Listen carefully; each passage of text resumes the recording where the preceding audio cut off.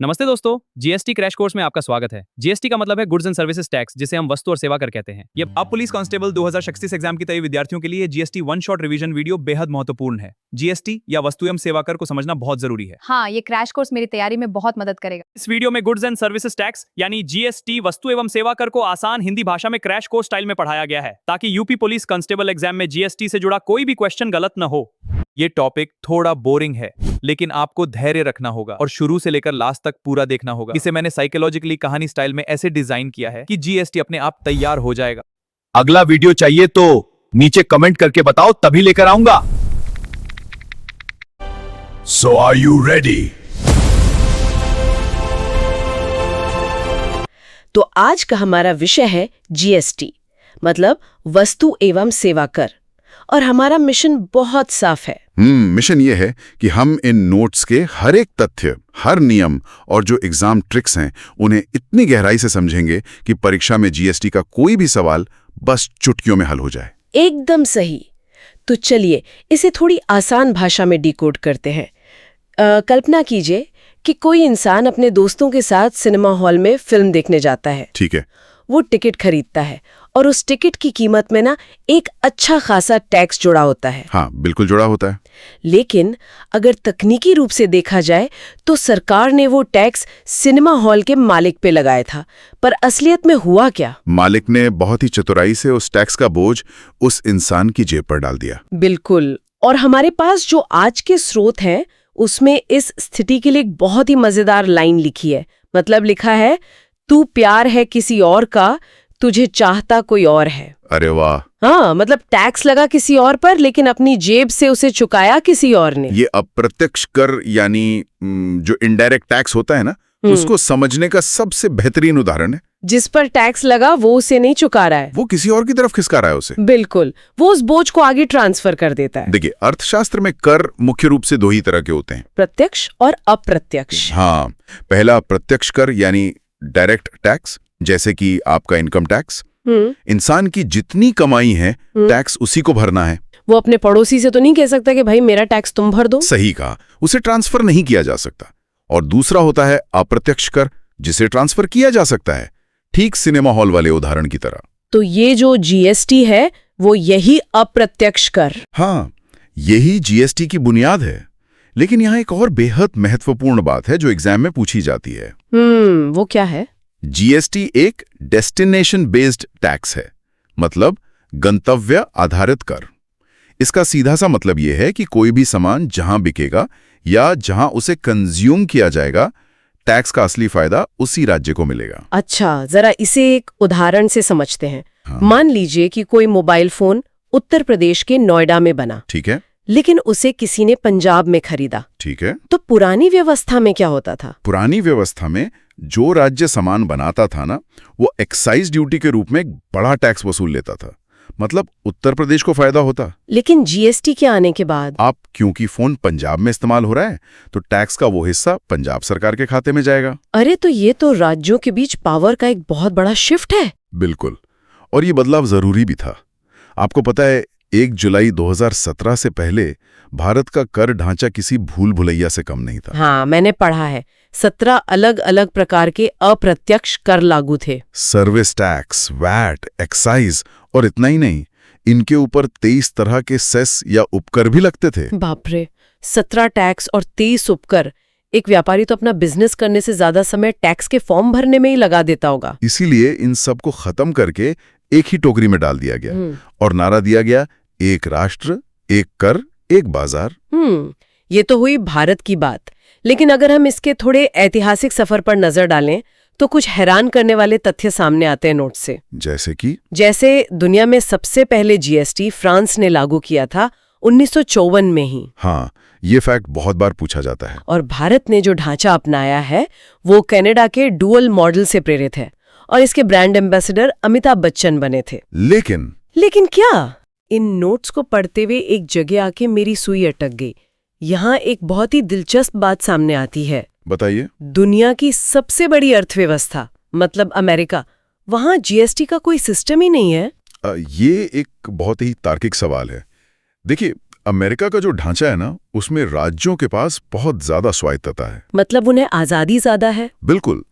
वहां कैलिफोर्निया का अपना अलग सेल्स टैक्स है और टेक्सास का अपना अलग।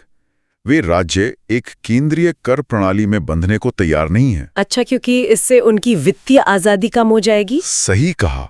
लेकिन भारत ने आर्थिक एकीकरण का रास्ता चुना और इसकी नींव आज की नहीं है। हाँ, नोट्स में लिखा है कि ये सफर सन 2000 में अटल बिहारी वाजपेयी जी की सरकार में शुरू हुआ था। बिल्कुल।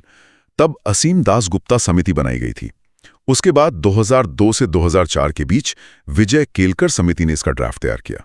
और इसी विजय केलकर समिति की सिफारिश पर ही इसे लागू किया गया ना। हाँ, और इसके साथ ही भारत जीएसटी लागू करने वाला 161वां देश बन गया। 161वां। ठीक है। अब यहाँ पर परीक्षा की तैयारी करने वालों के लिए एक बहुत बड़ा ट्रैप आता है। मतलब एक ऐसा पॉइंट जहाँ स्टूडेंट्स अक्सर फंस जाते हैं। अच्छा, वो कौन सा पॉइंट है? वो है विधेयक मतलब बिल और अधिनियम मतलब एक्ट के बीच का तकनीकी अंतर। कई बार लोग इन दोनों को एक ही मान लेते हैं।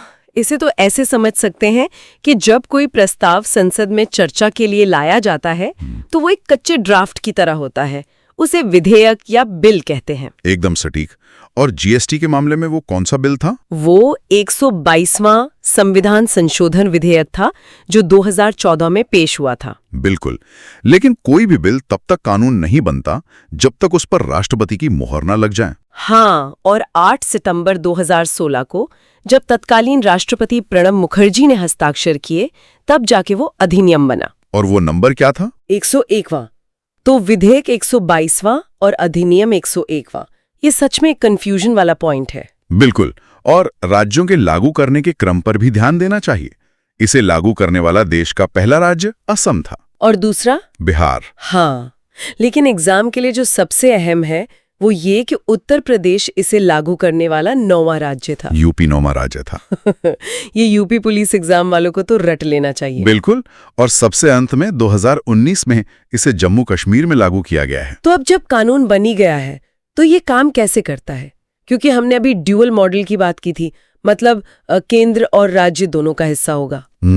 इसके लिए नोट्स में एक बहुत ही बढ़िया सी एस्ट्रिक दी गई है। हाँ, सीजीएसटी, एसजीएसटी और आईजीएसटी। बिल्कुल।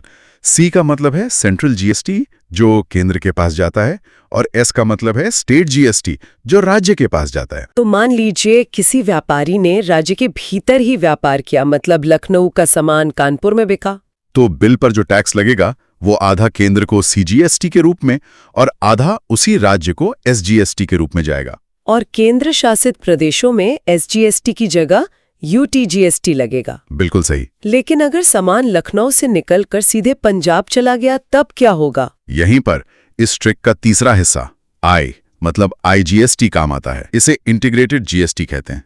ये संविधान के किस अनुच्छेद में है? अनुच्छेद 269A के तहत जब भी दो राज्यों के बीच व्यापार होता है तो पूरा का पूरा टैक्स केंद्र सरकार आईजीएसटी के रूप में वसूलती है। तो क्या केंद्र वो पूरा पैसा अपने पास रख लेता है? नहीं, वो उसे 50-50 के अनुपात में बांट देती है।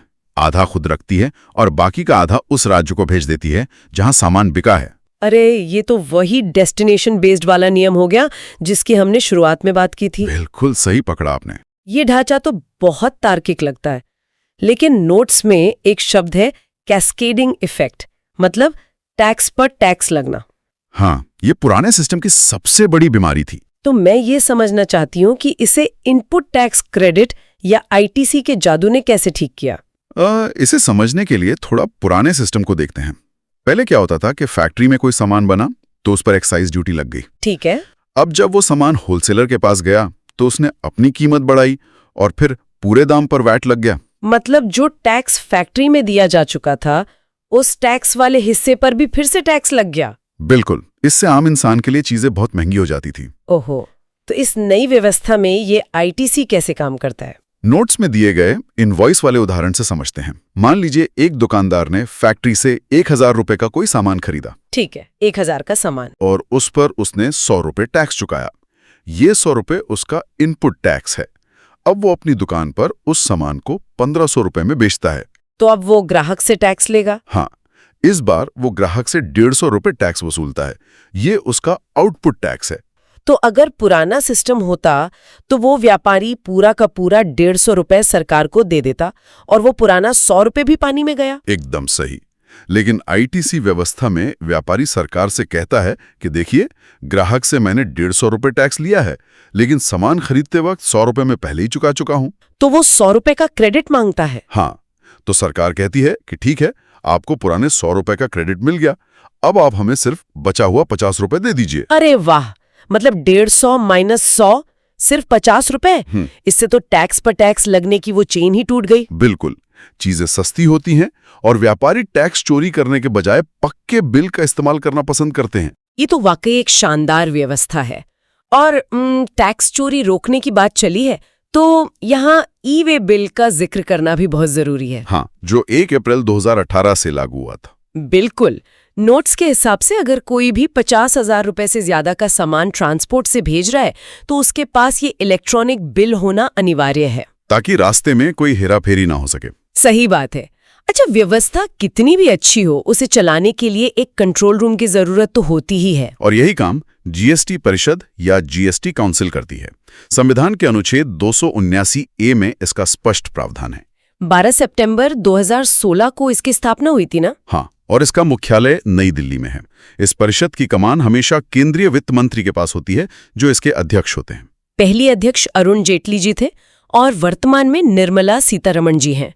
लेकिन एक दिलचस्प सवाल ये उठता है कि इस परिषद में फैसले कैसे लिए जाते हैं? क्योंकि कर वसूली में तो केंद्र और राज्य दोनों का अपना अपना स्वार्थ होता है। हाँ। और जब मैंने इसके वोटिंग के गणित को देखा तो ये किसी मास्टर स्ट्रोक जैसा लगा। वो गणित वाकई बहुत बारीकी से डिजाइन किया गया है। देखिए, इस परिषद में कुल 33 सदस्य बैठते हैं। 33 सदस्य? हाँ, 2 सदस्य केंद्र सरकार के होते हैं, 28 राज्यों के वित्त मंत्री होते हैं और 3 उन केंद्र शासित प्रदेशों के मंत्री होते हैं जहां अपनी विधानसभा है। मतलब दिल्ली, पुडुचेरी और जम्मू कश्मीर। एकदम सही। और वोटिंग की पावर कैसे बटी है? केंद्र के पास कुल वोटों का 1/3 मतलब 33% हिस्सा होता है और सभी राज्यों को मिलाकर उनके पास 2/3 मतलब 66% हिस्सा होता है। अब मजे की बात यह है कि किसी भी फैसले को पास करने के लिए कम से कम 3/4 यानी 75% बहुमत की जरूरत होती है। इस गणित का सीधा सा मतलब है कि कोई भी एक पक्ष अपनी मनमर्जी नहीं चला सकता। मतलब केंद्र अपने 33% के साथ अकेले फैसला नहीं ले सकता। और सारे राज्य मिलकर भी अपनी 66% से 75 का आंकड़ा नहीं छू सकते। तो कोई भी नया नियम तभी बनेगा जब केंद्र और राज्य दोनों राजी हों। ये तो चेक एंड बैलेंस का बेहतरीन उदाहरण है। बिल्कुल। और किसी भी बैठक को शुरू करने के लिए कम से कम 50% सदस्यों का होना जरूरी है, जिसे कोरम कहते हैं, मतलब न्यूनतम 17 लोग। इसी परिषद ने ये तय किया है कि किस सामान पर कितना टैक्स लगेगा। और यहाँ बहुत लोगों को एक कंफ्यूजन रहता है। हाँ, पहले 12% और 28% की दरें बहुत चर्चा में रहती थीं। लेकिन अब मुख्य दरें बदल चुकी हैं। आज के समय में कर की दरें मुख्य रूप से 4 हिस्सों में बटी हैं। वो कौन सी हैं? पहली है 0% की श्रेणी, जिसमें बुनियादी चीजें आती हैं, जैसे ताजा दूध, ताजी सब्जियां और शिक्षा। दूसरी दर है 5%, जिसमें चाय, साबुन जैसे आम सामान हैं। और तीसरी और सबसे आम दर है 18%, जिसे स्टैंडर्ड रेट कहते हैं। इलेक्ट्रॉनिक्स और मोबाइल फोन इसी में आते हैं। और आखिरी है 40% का स्लैब, जिसे सिन गुड्स कहते हैं ना। हाँ, विलासिता और हानिकारक वस्तुओं पर यह लगता है, जैसे लग्जरी गाड़ियां, तंबाकू और ऑनलाइन गेमिंग। कुछ खास चीजों के लिए अलग दरें भी हैं, जैसे सोने चांदी पर 3% और कीमती पत्थरों पर 0.25% लगता है। लेकिन जो सबसे बड़ा फैक्ट है जो एग्जाम में फंसाता है, वो ये है कि कुछ चीजें अभी भी जीएसटी से बाहर हैं। हाँ, शराब, पेट्रोल, डीजल, बिजली और रियल एस्टेट। बिल्कुल, क्योंकि ये किसी भी राज्य सरकार की कमाई का सबसे बड़ा जरिया होती हैं। अगर ये जीएसटी में आ गई तो राज्यों को परिषद के फैसलों पर निर्भर रहना पड़ेगा, जो वो कभी नहीं चाहेंगे। मतलब सरकारों ने अपनी कमाई के सबसे मजबूत किले अभी भी सुरक्षित रखे हुए हैं। सही कहा। खैर, अब थोड़ा बिजनेस के नियमों की तरफ चलते हैं। अगर कोई व्यापार कर रहा है तो रजिस्ट्रेशन के लिए उसके पास पैन कार्ड होना अनिवार्य है। और उसे जो 15 अंकों का कोड मिलता है, जिसे GST IIN कहते हैं, वो बहुत सोच समझ कर बनाया गया है। हाँ, उसके पहले 2 अंक राज्य का कोड होते हैं, उसके बाद के 10 अंक उस व्यक्ति का पैन कार्ड नंबर होता है, और 13वां अंक उस राज्य में उसकी यूनिट्स की संख्या बताता है। 14वां अंक Z होता है, जो फिक्स रहता है, और 15वां अंक चेक कोड होता है जो सिस्टम की सुरक्षा के लिए जनरेट होता है। इसके अलावा अगर आपका टर्नओवर 5 करोड़ रुपए से ज्यादा है तो बिलिंग के समय आपको कुछ विशेष कोड्स का इस्तेमाल करना पड़ता है। नोट्स में HSN और SAC के बारे में लिखा है, ये दोनों क्या है? HSN का फुल फॉर्म है हार्मोनाइज्ड सिस्टम ऑफ नॉमेनक्लेचर। ये वस्तुओं पर लगता है और ये 8 अंकों का होता है। और SAC कोड? SAC मतलब सर्विस अकाउंटिंग कोड। ये सेवाओं पर लगता है और ये 6 अंकों का होता है। समझ गई। और अगर किसी छोटे व्यापारी को रजिस्ट्रेशन करवाना है तो छूट की सीमा क्या है? सामान्य राज्यों में अगर कोई सिर्फ वस्तुओं का व्यापार करता है तो 40 लाख रुपए तक के टर्नओवर पर रजिस्ट्रेशन की जरूरत नहीं है। और सेवाओं के लिए? सेवाओं के लिए ये सीमा 20 लाख रुपए है। हालांकि विशेष राज्यों में ये सीमा आधी हो जाती है। अच्छा, एक बात बताइए, जब ये लागू हो रहा था तो राज्यों को डर था ना कि उन्हें नुकसान होगा? बहुत डर था। इसीलिए केंद्र ने वादा किया था कि वो अगले 5 वर्षों तक यानी 2022 तक राज्यों के नुकसान की भरपाई करेंगे। अब इस प्रणाली से जुड़े कुछ मजेदार तथ्य देखते हैं। क्या आपको पता है सबसे ज्यादा रजिस्ट्रेशन कहाँ हुए हैं? हमारे उत्तर प्रदेश में। बिल्कुल, लेकिन टैक्स कलेक्शन में बाजी मुंबई मार ले जाता है। महाराष्ट्र की इकोनॉमी बहुत बड़ी है ना। हाँ, और अगर किसी ने टैक्स चोरी करने की सोची तो उसके लिए जेल भी है। देश में GST के तहत जेल जाने वाले पहले व्यक्ति उत्तराखंड के सुरेंद्र सिंह थे। और ये सजाएं भी स्लैब में तय हैं। 1 से 2 करोड़ की कर चोरी पर 1 साल की सजा, 2 से 5 करोड़ की चोरी पर 3 साल की सजा। और अगर 5 करोड़ से ज्यादा का गोलमाल किया तो? GSAT मतलब GST अपीलेट ट्रिब्यूनल की शुरुआत भी हो चुकी है। बाप रे, ये सुन के तो यही लगता है कि ईमानदारी ही सबसे अच्छी नीति है। बिल्कुल। तो चलिए अब इस डीप डाइव के आखिरी पड़ाव पर आते हैं। एक धुआंधार रैपिड रिवीजन ब्लास्ट करते हैं उन तथ्यों का जो सीधे एग्जाम में आते हैं। मैं तैयार हूँ। GST दिवस 1 जुलाई, और इसी दिन डॉक्टर्स डे और CA डे भी मनाया जाता है। दुनिया में इसके जनक कौन माने जाते हैं? फ्रांस के मॉरिस लोरे। और भारत में? अटल बिहारी वाजपेयी जी और ड्राफ्ट तैयार करने वाले विजय केलकर जी। इसका मुख्यालय कहाँ है? इसका सचिवालय तो नई दिल्ली में है, लेकिन अगर GST संग्रहालय के बारे में पूछा जाए तो वो पंजीम गोवा में स्थित है। अरे ये तो बहुत ट्रिकी था। अच्छा, 16वें वित्त आयोग के अध्यक्ष? डॉक्टर अरविंद पनगरिया। और वो कौन सा अनुच्छेद है जो केंद्र और राज्य दोनों को GST कानून बनाने की शक्ति देता है? अनुच्छेद 246A। और आखिर में मेरा बिल मेरा अधिकार योजना कब शुरू हुई? 1 सितंबर 2023 को। बेहतरीन। इस विस्तृत चर्चा के बाद तो एग्जाम में GST का कोई भी सवाल गलत नहीं होना चाहिए। अगला वीडियो चाहिए तो नीचे कमेंट करके बताओ, तभी लेकर आऊंगा। वीडियो को लाइक और शेयर कर दो, तभी होगा सिलेक्शन।